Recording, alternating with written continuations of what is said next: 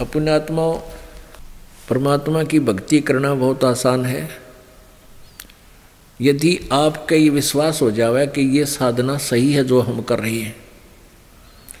इतनी आसान है कि इस पृथ्वी पर ऐसा कोई साधन आसान नहीं है जो परमात्मा पाने की विधि आसान है।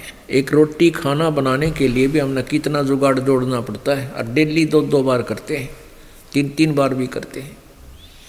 गैस सिलेंडर लावा कि ईंधन इकट्ठा करें, चूल्हा चौका पलटा चमटा प्लेट तवा आटा फिर गूंदे फिर सब्जी कटोरी है पालक पता नहीं क्यों धनिया जीरा कितने जुगाड़ जोड़ के और डेली रोटी 2-2 टाइम बनाते हैं, कितना समय लगता है।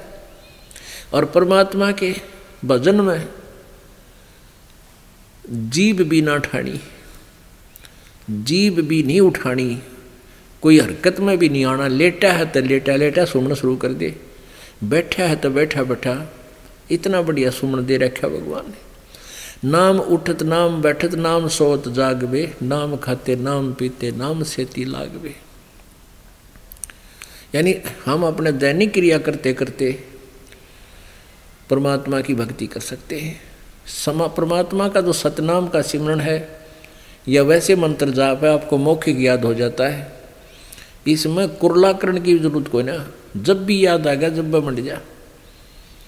कुछ भी इकट्ठा नहीं करना, ना आटा गूंदना, ना सब्जी काटनी, ना आग जलानी, ना कोई ईंधन इकट्ठा करना।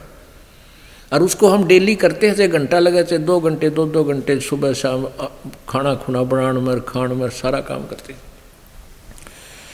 तो इसमें इतना आसान है। तो आपके ये हृदय में समा जाना चाहिए कि हम जो कर रहे हैं ये बिल्कुल फाइनल है। आपको इतना दृढ़ विश्वास कराने के लिए ये दास ये चाहता है कि सदग्रंथों का आपको बार बार रूबरू करूँ, आपकी उंगलियां पे ये बातें आ जावें, फिर आप भक्ति करोगे डट के।